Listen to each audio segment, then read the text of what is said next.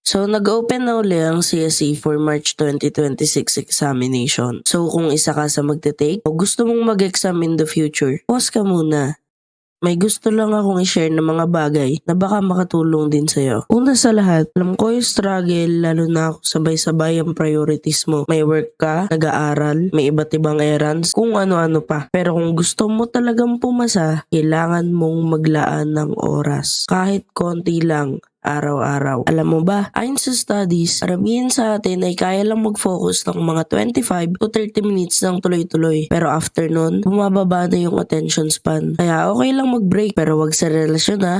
Huwag pilitin kung hindi na kaya mag-aral. Ang importante, consistent ka. Kahit ilang minutes lang kada araw. Malaking bagay na yun pag pinagsama-sama mo hanggang sa exam day. Isa pa, huwag mong hintayin yung gana o sipag bago ka magsimula. Minsan kasi, habang ginagawa mo, doon ka mas ginaganahan. Kaya kahit paunti-unti, basta tuloy-tuloy, sigurado aandar ka rin. Kung gusto mo pa ng mga ganitong content para sa darating na CSE examination, comment mo lang kung anong gusto mong pag-usapan natin para sa next video. Follow mo na rin ako para sabay-sabay tayong mag-review. Mag-aaral ka na ba? Mag-aaral ka na. Salamat!